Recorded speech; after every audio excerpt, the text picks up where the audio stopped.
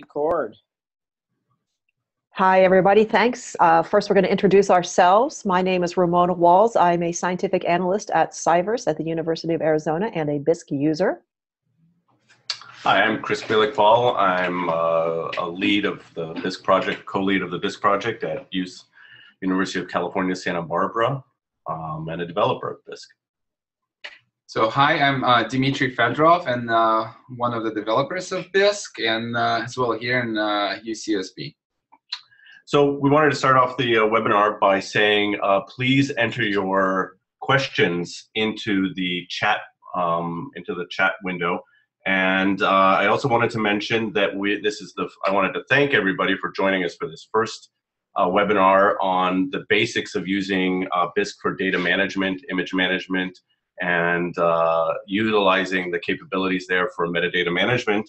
And I also wanted to mention that we are going to have some future BisQue webinars dealing more with integration of analysis routines, and then potentially even a more advanced one on utilizing some of the advanced programmer services, including feature extraction and machine learning later in the summer. Again, thank you all for joining. And now I'd like to just sort of talk a little bit about what BisQue is. So we realized that there were no good sort of services for managing and analyzing large sets of image data. And one of the key things in the life sciences about image data is that pixels are not just like natural images where anybody can interpret it. The importance of metadata to interpret the pixels was extreme. And so quickly we realized early on in this project that managing the metadata associated with those images is just as important as collecting the images themselves. So BisQue began as a project to both provide services on the web for managing large sets of images and large sets of metadata associated with those images. And what we realized is to make metadata as flexible as possible to fit your needs, to fit your experimental needs. And what we were interested in is both textual annotations, so sort of your experimental metadata about the particulars of your experiment, and graphical metadata, so marking regions of importance, labeling objects in images, counting those labels, and such as that. We sort of focused on a hierarchical and extensible tree of metadata tags, which allows us to do this. Some of the other capabilities that we've invested into BisQue is managing images of any size. So you will see later in this demo, but really we can support images of any resolution and size. Furthermore, our images are not what we consider, again, sort of your natural photo image, but they are 5-dimensional data types. So we can manage images that are coming off confocal microscopes and electron microscopes, Z-stacks in time, and multispectral Z-stacks in time. And there's quite a bit of tools to do that. Furthermore, image formats have been, especially working with different microscopes, have been an extreme problem. BisQue supports over 200+ image formats, and it always keeps the data in original form. We modify or extract data and present it to you in other forms, but we always have the original metadata. There are some facilities for data summarization. There's volume viewers, 3-dimensional volume viewers, so that you can actually see your 3D data in. And we can also manipulate many other types of data, including your PDF files, and we're always adding new types of binary objects into it. On the analysis side, we can manage large-scale workflows, so you can create a data set and send it off to a computational grid after writing a MATLAB script or a Python script to run it. The module system is extensible. You can bring your own developed modules into the system and register them there. And as I said in a later webinar, we'll bring that up. And then finally, there's the whole management of your data sets, including what I think is very important, tracking the provenance of your analysis results. So you can take your analysis results and look back and see which images and which data sets those came from. And finally, all of this is accessible from your web browser. So do it anywhere you need to, at home or at the office. And with that, again, if we can add, if anybody has any questions, I can take them now, or we'll take them at the end of the webinar. And I'll hand it over to Ramona. Who must unmute herself. Okay, I hope everyone is seeing my screen again. So I'm going to talk first about getting data. We're gonna begin with how to get data into BisQue, because before you can use the web interface for analyzing images, you have to have some data in there. So I'm going to show you some of the methods for getting data into BisQue that do not involve the actual BisQue interface. The first thing I want to start with, though, is how to access. Sorry, Ramona? Yeah. Oh, there you go. You closed it. Thank you. Okay. Sorry. Okay. So let me actually let me close this little window too. There we go. So if you've already registered for CyVerse and you have a CyVerse account, you can go into user.collaborative.org and you'll get to our user portal. If you haven't already, some services are provided automatically when you register. Some of them you have to ask for. You can see that under My Services, I have BisQue listed because I've already requested. If you don't see BisQue listed there as one of your services, just scroll down to the bottom of the page and you should see it here as an available service, and then you want to request access. And then you may wait maybe a minute or so, and you should then have access to the BisQue GUI. Just want to make sure everyone could see that. Oops, sorry. I have a lot of, I have controls from Zoom on top of my screen that I need to hide before I can navigate properly. Okay, so this is just a quick overview of the ways of getting data into the CyVerse data store. And the reason I'm starting with this is because all these same methods will work if you want to get data, if you want your data to be available through BisQue. So the first is the discovery environment. If you haven't ever used it, this is our web platform for analyses.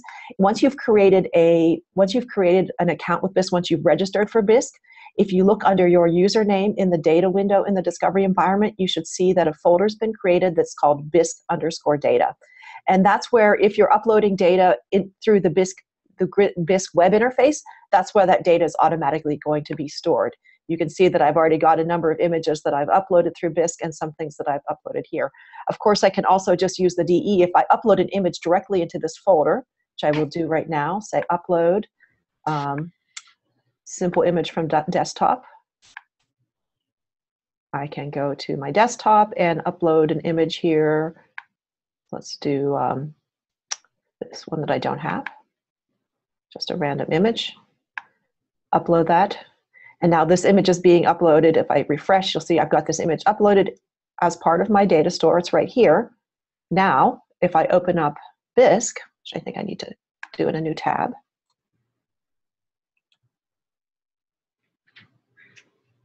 And then sign in. Oops. Maybe I'm probably signed in, or I'm already signed in. So no. Let me refresh here.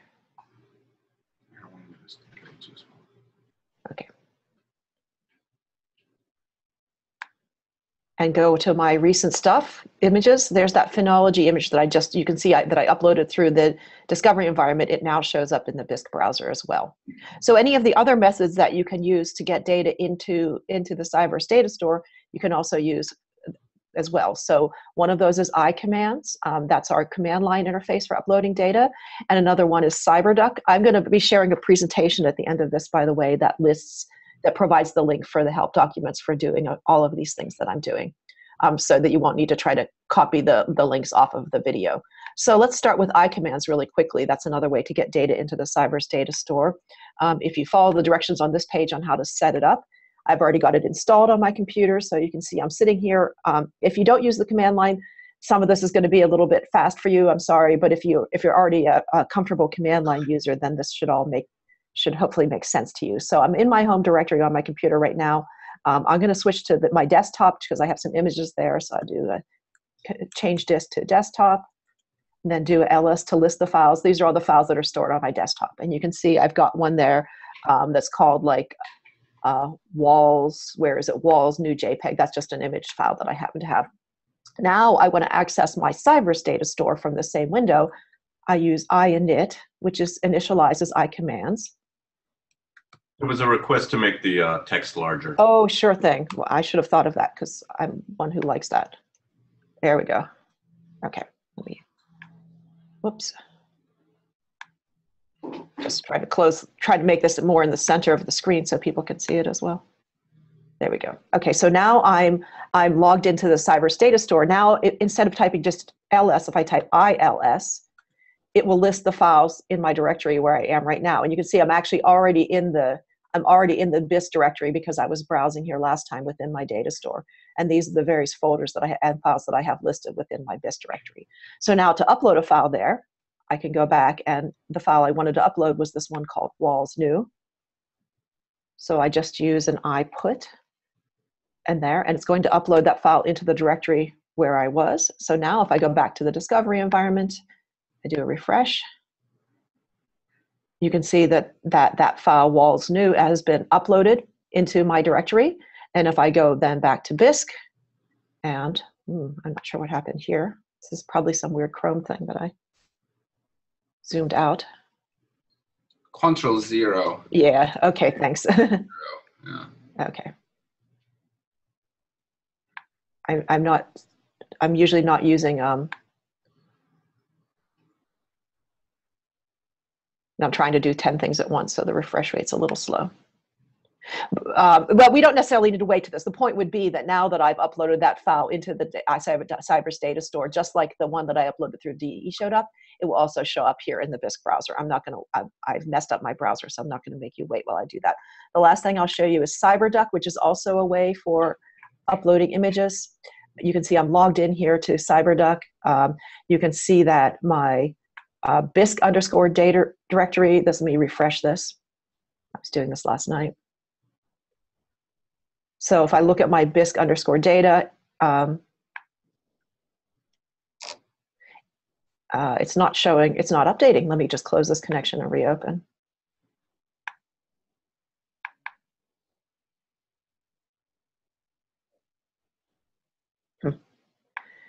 Well, what it should be showing you is that the BisQ_data directory was just updated moments ago. I'm not sure why it's not showing that. It's probably because I'm doing a live demo. But the point being that I can also use this method to get data in and out. So there's the file, even though this there shows this file that I just uploaded a few minutes ago, then I can also go and I could choose upload, or I can drag and drop. If I have some other file that I want to upload here, I could say drag and drop it over to this. So this is just a graphical way of getting large files into the CyVerse data store. And so I've uploaded another file here. So these are the ways to get data in. I think I've already probably gone over my time allotment for this. If you have additional questions from these, we will be sharing this presentation with you that has all of these links to the different wiki pages that explain how to do this. And now I'll stop sharing my screen, and Chris can go ahead and show you more about the BisQ, or Dimitri can show you more about the BisQ UI, and we'll pause for a second to look at the chat and see if there's any questions. Stop share. No, I've already stopped sharing. Okay, great. Hi, everybody. So this is Dimitri. Thank you for joining us on Earth Day. And I hope you guys can see my screen here. It's the BisQ web interface. Just to make sure, Ramona, can you guys see it? Yes, we can. Thank you. Excellent. All right. So what I'm going to show a little bit more of uploading data into BisQ and then getting data out of BisQ. And then I'll show a little bit more of and a little bit more advanced data sets, and what kind of operations BisQ can do to actually package and unpackage data. And I'll show a little bit more of sharing, and then I'll talk a little bit more about annotations and what that is. So let's start with that. So I have a few files. So here I'm logged into my my BisQ account on iPlant or CyVerse. And if I click this big upload button, then I'm actually presented with the uploading interface, where I can actually add specific annotations on all of the files I'm uploading. And I'm actually also can choose the location where I'm going to upload files.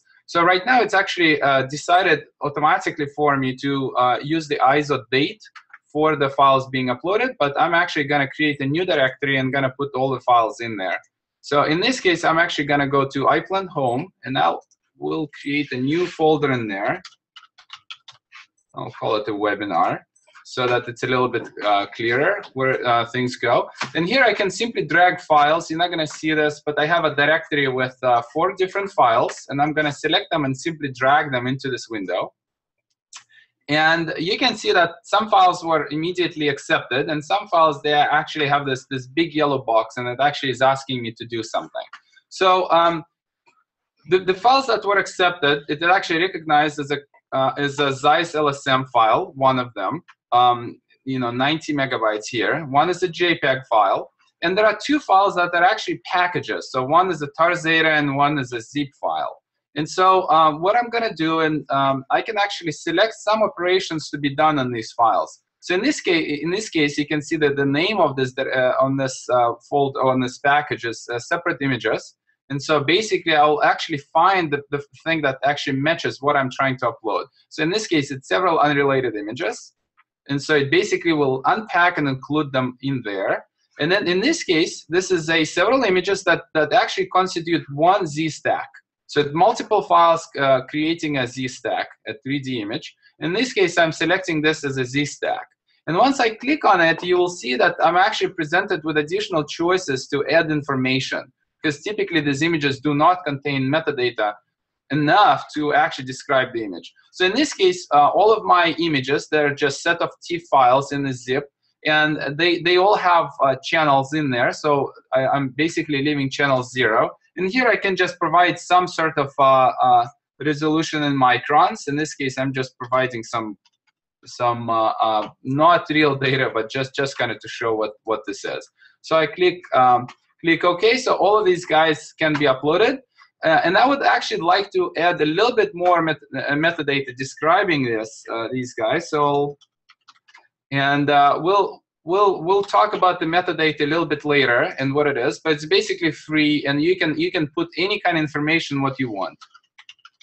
And we can later use it to find data. So I could put a lot of different things, but now just for sake of time, I'm just going to put project webinar and click upload here. And what you see that all of these uploads are happening in parallel. And some of these files are ingested faster, and some of them will be ingested a little bit slower because they represent more. And so you can see actually everything was uploaded. And now I'm presented with the possibility to actually create a new data set, which data set is just a group of files that I can use later. I can look at the files.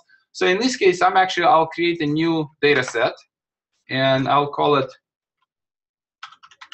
webinar. Click OK. Excellent. So everything is uploaded. The data set was created. And we can actually go to the interface here. And if I go to datasets, I will see my data set that we just uploaded. Here it is. And if I click on it, then I'll see all of the images that were uploaded. And what I would like to emphasize are a few things about these images, whatever happened. So in this case, this image was a set of TIFF images that's represented in BisQue as one 3-dimensional image. So you can actually see that this has multiple Z stacks, and you can visualize it in 3D. This image, the one that came from Zeiss microscope, it's a 3D image in one file, and it's also been parsed properly, and you can actually see the resolution here. It shows the scale bar. And if I look at the embedded metadata, you can actually see a lot of metadata that was parsed out of this file. So this actually shows you right away the power of our metadata system that can actually represent pretty much any information in here, and I can later search by things. But in this case, I'm just showing what kind of information was parsed. You can find a lot of things. And notice here that in annotations, it says project webinar, is whatever I tag things with. So later I can find these files, and I'll show you how we can do that. So another thing I would like to show this, in this case, this was a JPEG file from my iPhone. And many of you know that iPhone is actually storing information of GPS coordinate. And so actually here, as a metadata, it actually parsed that and found it. And if I click on the map, it will actually show me where this image was acquired. So like this, I'll show you a little bit more about this later.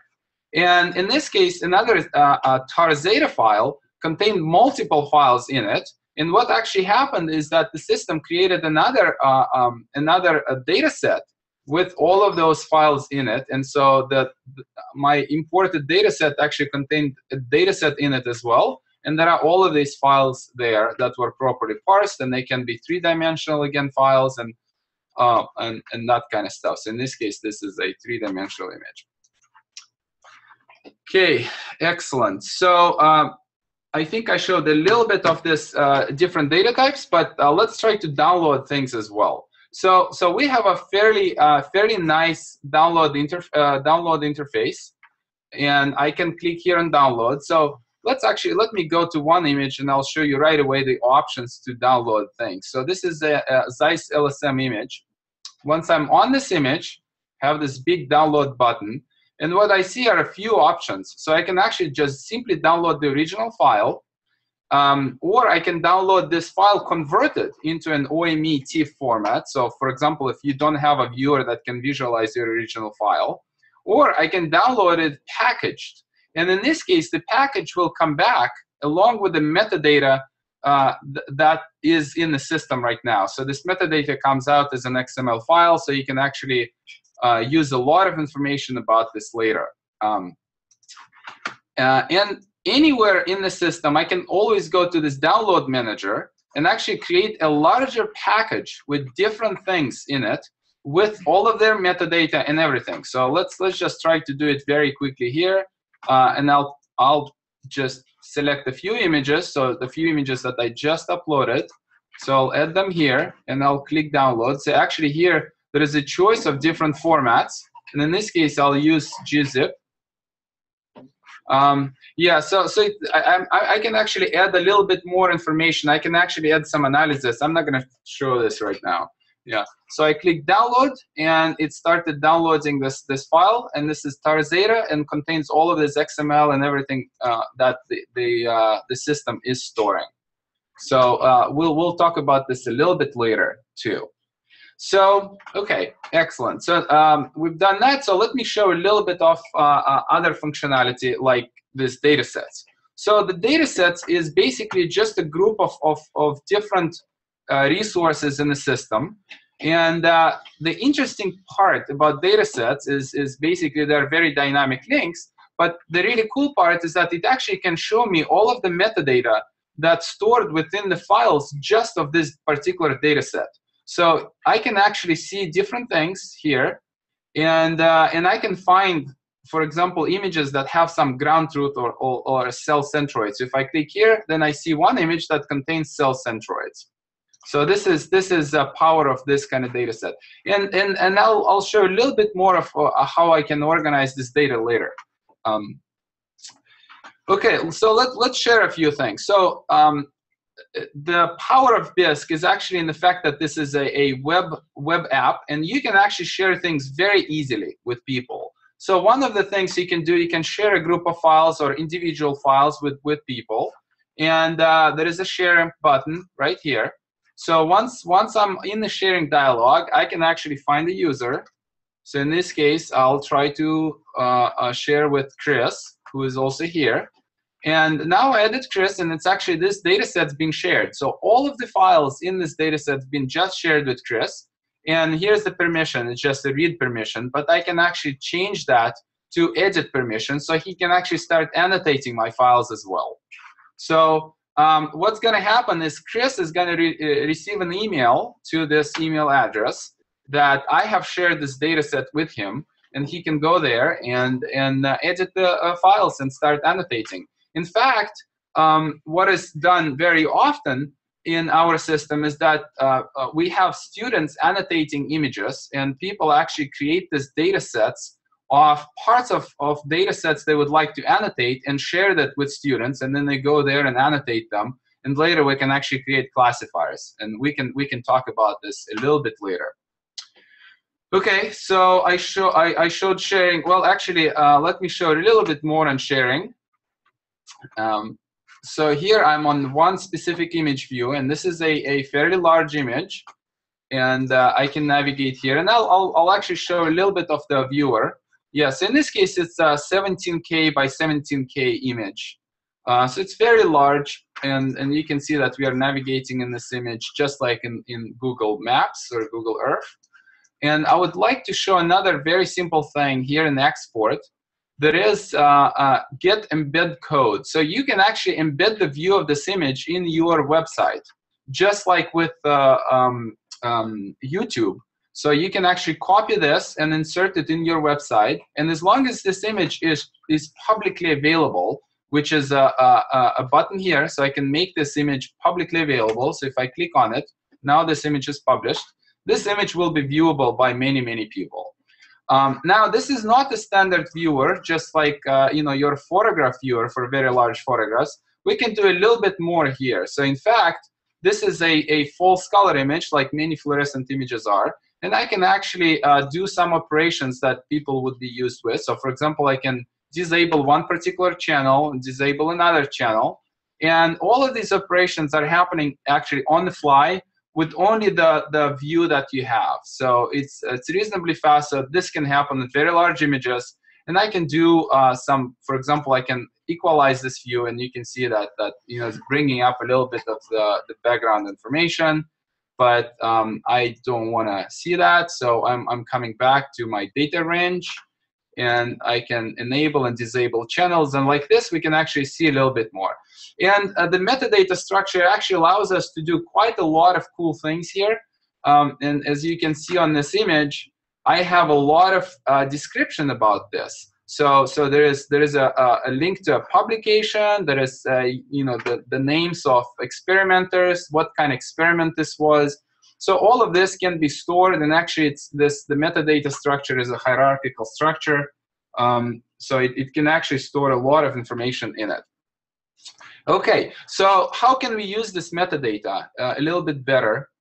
Well, maybe we should pause for a second, right? Is that the time to pause? And then I'll talk a little bit more about the metadata and annotations and what kind of stuff can we do. So I'll pause for a second and let people ask questions. Are there any questions about uploading and downloading data? The one, I don't believe so. There was one question about whether or not someone without a BisQ account could view images if they weren't embedded in a website. And I said they could view them on the BisQ interface without logging in, as long as the image is public. Right. So yeah, so I showed that the publish button. So you can actually publish the whole data set or just one image. And that link, once you click here, so this image is published. As you can see, this green button says published. So you can simply copy this link and send it to somebody by email, and they're gonna see it. Or you can use this export get embed code, where basically you can put this in your website and you can just simply share it on your website. So you have multiple options of doing this. Dimitri, they will also be able to see all of the metadata, but the embed code, they will only see the image. Okay. Any more questions? Is there a limit? So, is there a limit to storage space in BisQ for each user? So that's the iPlant, I guess, question. Right. So CyVerse, by default, all CyVerse users have a 100 gigabyte storage limit on their accounts. If you need a larger data allocation, there is a form to request a greater data storage. Okay, there is another question. Is there a way to allow only one collaborator at a time to annotate an image, especially one that's not the owner of the image? So basically the way of sharing the image is all through the share. So you can share the image with just one particular person, allow them to edit, then you can remove that share and then somebody else. So you can easily remove the share. So I don't remember which images I have shared. But yeah, so this is Chris. I can just simply click on this red button here, and now this image is not shared with Chris anymore, so he cannot edit and annotate this image anymore. So that would be the way to allow only one person to annotate at the time. So by default, all images are private to you and only you. There's a first level of sharing where you can share with particular colleagues, and then it's private to you and your working group. And then finally, there is a publish image, which allows you to sort of fulfill your NSF requirements and publish your data sets by publishing a data set in those images. So there is another question. Can 2 or more people share the same image, especially in the same folder collaboratively? So yes. So basically, it's exactly the same share interface. So in this case, you can add multiple users to your share. And so we can do this as I did before. I can add Chris and Ramona. And if I made both of them editable users with edit permissions, they can both edit this image and annotate it at the same time. I would like to add a caveat. It is expected that we will allow co-editing in a future version. Right now, if 2 people are modifying the image exactly at the same time, there's a chance of an overwrite. No, the graphical annotations will be stored just fine. Yeah, we'll talk about graphical annotations a little bit later. What we don't have is that you're not going to see the immediate edits of other people immediately in your screen, so you just need to reload the page. And in the future versions, we'll add that these annotations will start popping up. Okay, so there is a next question here. Which microscope images with microscopes maybe? I think this was a response to to Martha's question. So you don't need to address that one. The next one, can leverage my institutional image repository storage with BisQue is the next question. Yeah, this is an interesting question. So let's take that offline. Let's take that offline. Yeah, that's a better question to take offline. But okay.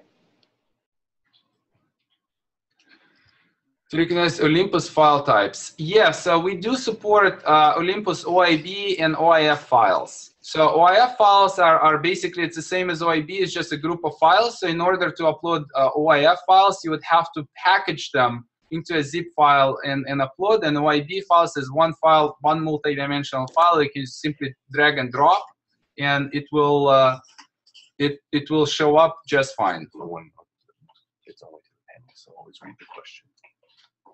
Yeah, and All right.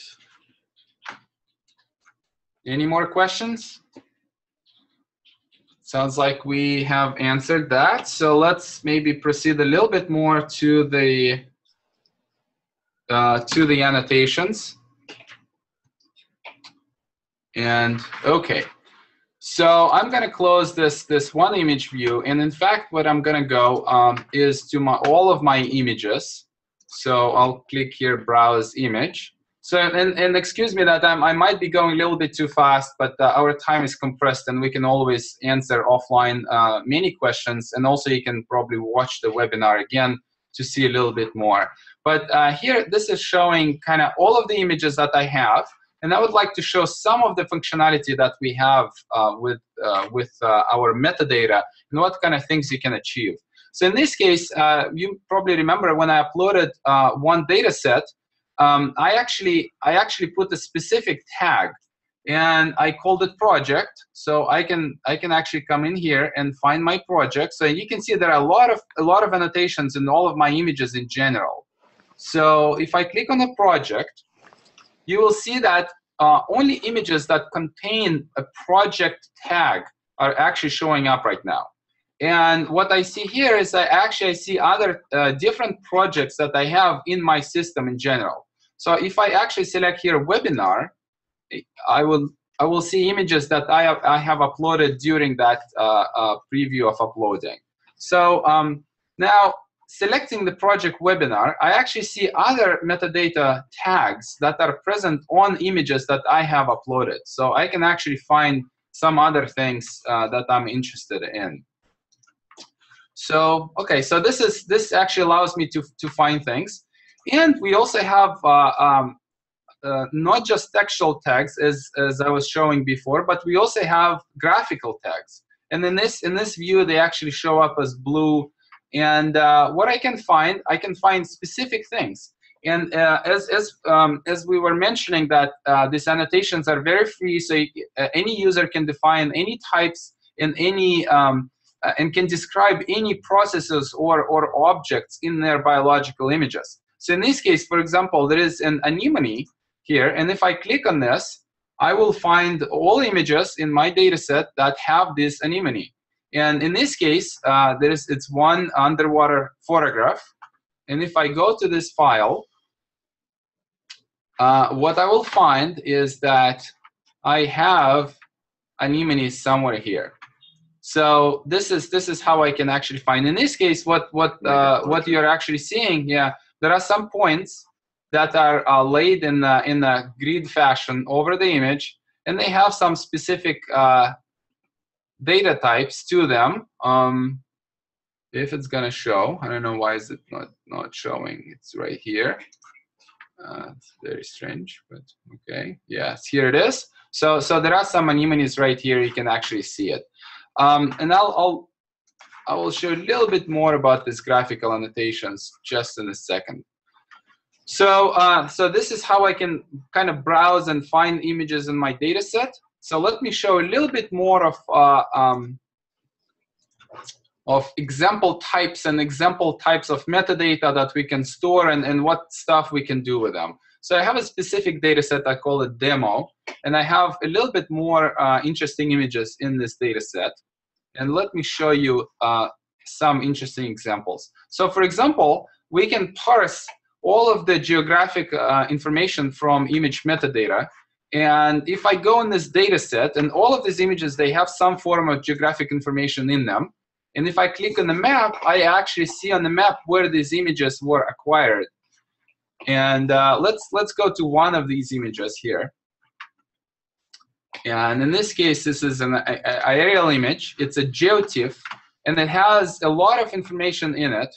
So if I click on the geo here, you can actually see the full geotiff information presented here. And again, this just demonstrates the power of our metadata support.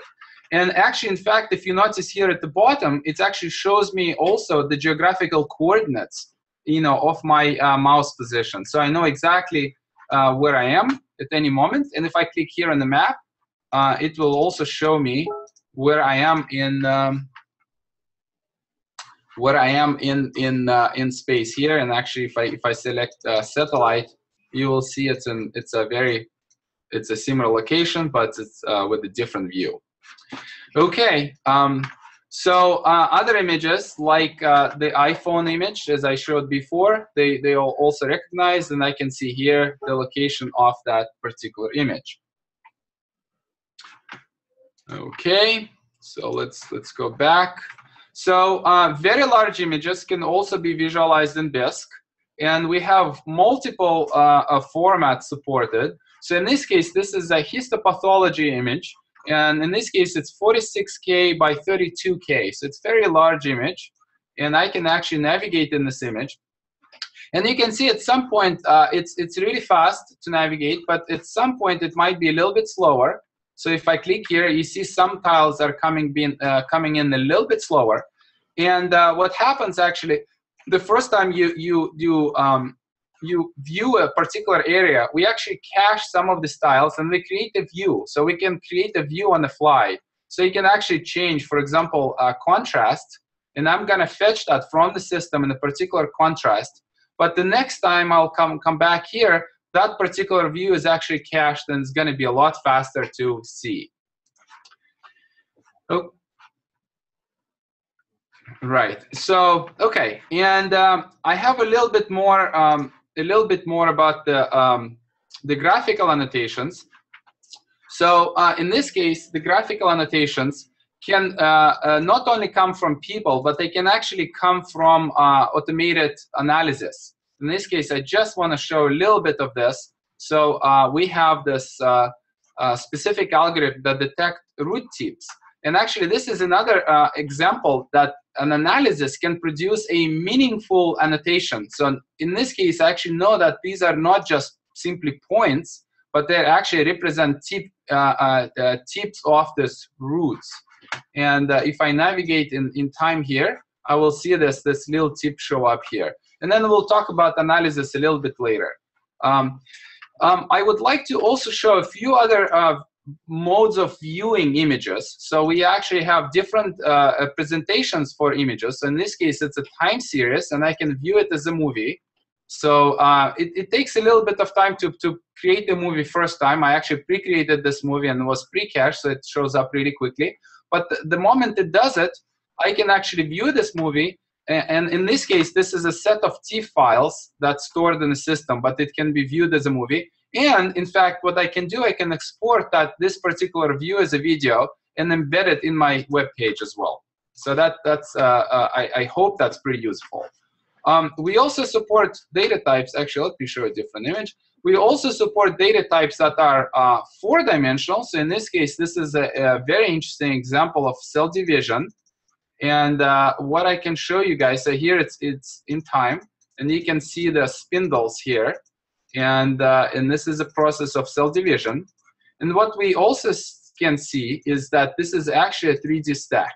So this is a 4D image with 3D volume in time.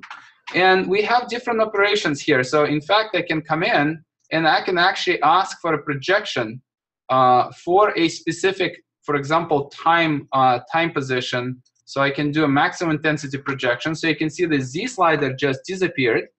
And I can basically see this maximum intensity projection over time. And obviously, I can look at the same image as a movie view, which is kind of cool. So here's this cell division. And we actually have a very interesting mode, which is a 3-dimensional view right in your browser. Very few systems can actually allow us to do this kind of view. So I can enhance a little bit. And let's actually try to see this in time. So you can see that it took a little bit to actually pre-cache all the planes, but now it's showing you this movie in time, and I can actually rotate this and look at these cells in time.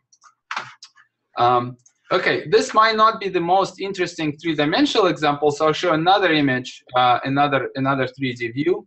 So in this case, this is a 3-dimensional image. I think it's a CPAL of meristem, and there are some cell nuclei detected here. And I would like to show the 3-dimensional view of this image.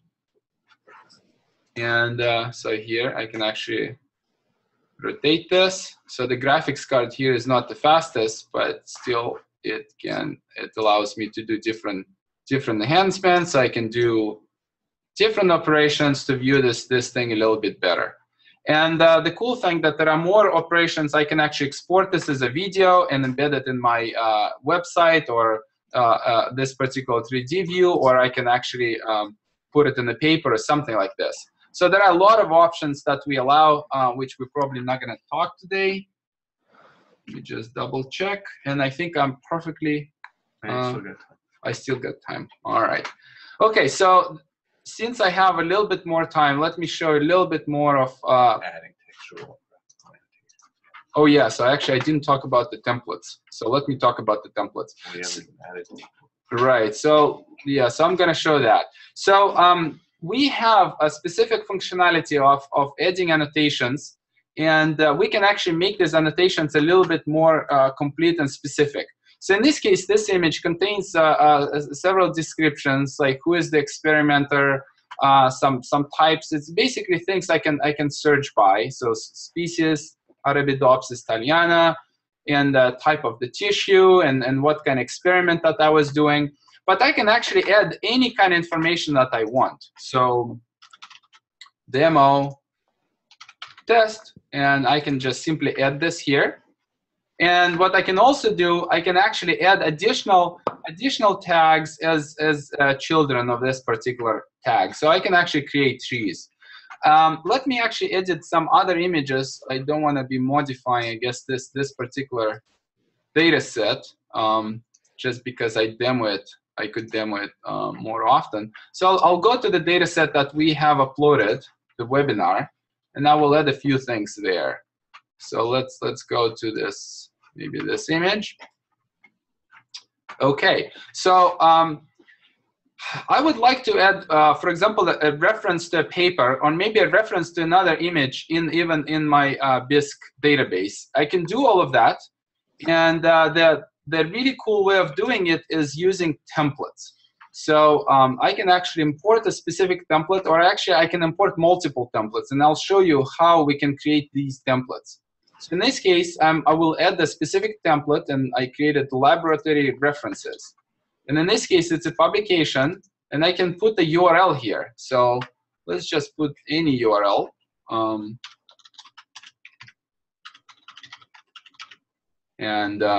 This is a kind of funny publication. But once I've done that, you can see that actually if I click on it, it's going to go to that URL, and I'm in Google. So like this, I can actually create much richer descriptions pointing to specific lab pages, specific paper pages, and that kind of stuff. So let's actually see what happened and how this template was created. So again, I can browse. So all of my things here, they can be browsed through here. So I can actually go to the template. And I will click on this template, and we're going to see what did I do. So in this case, I created the specific tag publication. And jump in just 1 second. Yeah. So just to be clear, a template is a group of pre-made tags which have more information associated with their values. It's a way of creating, if you're creating a larger data set of information that you want to have a uniform data set, you can create a template a priori to uploading so that everybody knows what forms and tags need to be on this data set. The metadata system is very open in that you can change that at a later time, or you can add or move it. But this was a way that we can create a set of pre-made tags which can be applied to a bunch. It also had the added ability that the tags are not just free form strings. It has the ability to put some sort of information control, so including, which we'll now go back into, dates, hyperlinks, particular other objects. Okay, sorry. I say, as someone who uses these, they're incredibly useful for, even if you're not sharing, whether you're for sharing, but even if you're just doing it yourself, to prevent you from typos that you might get if you're just trying to enter the same information over and over again. It really controls that. Right. And so let's add a few tags here. I'm just gonna show how it works. So I can actually add the specific type. And for example, if I would like to always skip dates on all of my images, so I can call it a date. And in fact, there is a specific type for that. And that's date right here. And I can click update. So if I click on the date on this tag, it actually shows me a selection. I can change a few formatting options and a few things about it. And I actually did an interesting thing. You can see that I added the date into the publication tag. So in this case, you could represent the date of that particular publication like this, which is quite interesting. And I can add something else. So for example, image reference. Oops. Image reference. And I can actually create a BisQue resource. So I can create specific links to any element in the BisQue system. And so in this case, I'm creating this image reference, and it has a BisQue resource type. And I can actually choose what kind of type it's going to be, and it actually picks the types from the existing list of types. I don't know why is it a little bit slow to do it, but basically there are more types. I don't know, it's taking some time. But anyways, so this is an image, and I just click save, and we're gonna go back to the same file that I was annotating previously. This was this. And I will update the template on this file to show you guys how we can add things more. So from the template, I have only one template. Yeah, so I would like to reapply the same template. So you can actually notice that it actually kept the value for the publication tag, but it actually added other things. and there is image reference here.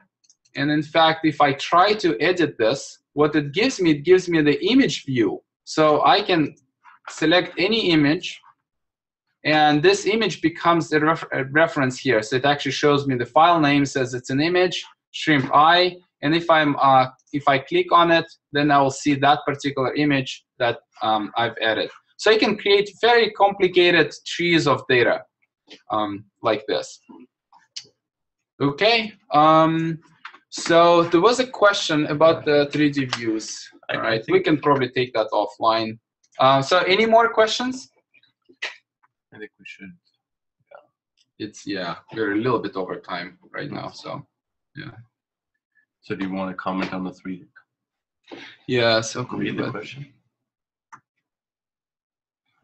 Also, so inside the volume, it seems to invert the. So okay, so there is a question. I'm not sure if I think it's a comment about the 3D viewer. When zooming inside the volume, it seems to invert the volume. When I zoom in, it flips the zoom direction when inside. Well, we can probably take this offline and see exactly the problem. I'm not sure exactly what the problem is. Are there any questions about tagging and annotation adding?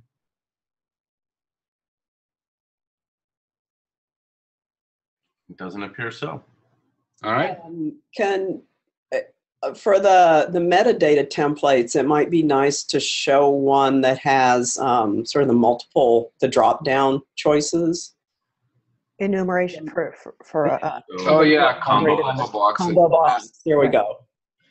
Those are terribly handy to me. Yes, and not terribly intuitive about how to do it unless you're a BisQue developer.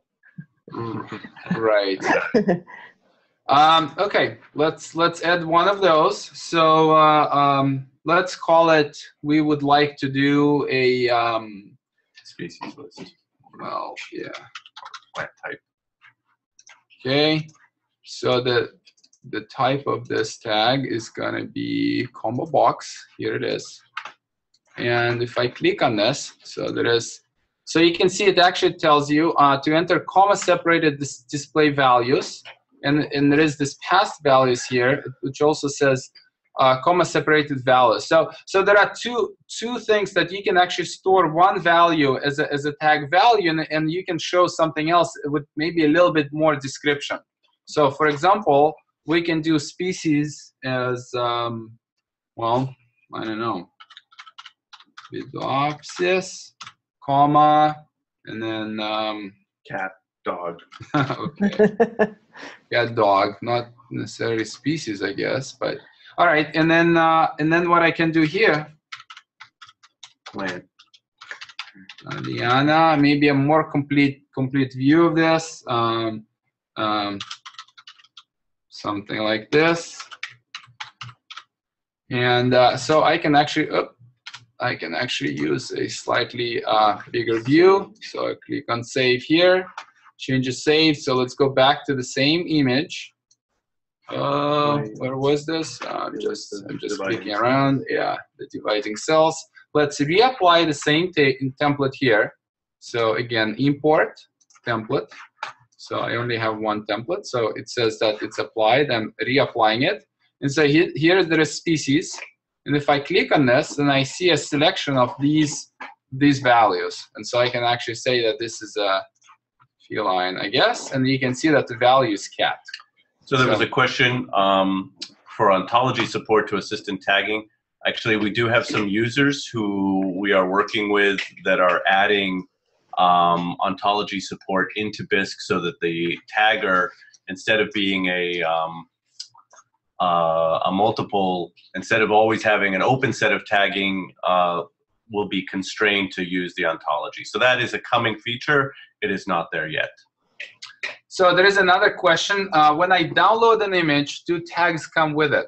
So if you download, so if you come in here to download and you click original, then you only get the actual original file.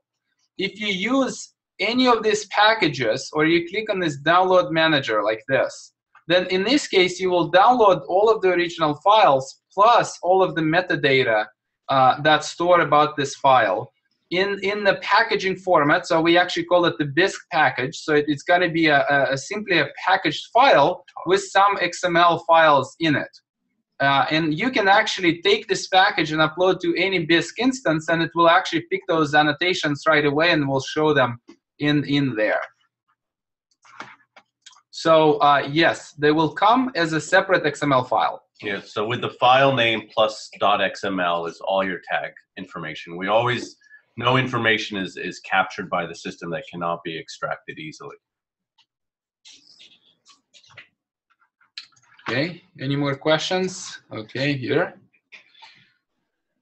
Programmatic access to public. Okay, so do I have programmatic access to public or private dataset? iPlant API. So BisQue is a web system where absolutely all of the operations are happening through RESTful APIs. So all of this web user interfaces that you see, they talk to the actual backend system through a RESTful API. What we use is XML exchange format. And we have multiple APIs to talk to our system for different languages. So you can do it from Python, from MATLAB, from C, C++, and from JavaScript, Java. So there are multiple APIs to access the system, but it's really a very simple RESTful XML-based API. So essentially, absolutely any language could talk to our system. Yes. Okay. Right. Correct. We will So later. in the next module, in the next webinar, we'll be discussing integrating modules from different systems and showing how to do that. So. Okay. Should I stop sharing? You can give it up. If I think we're at our time. Mm-hmm. And yeah, we're at our time.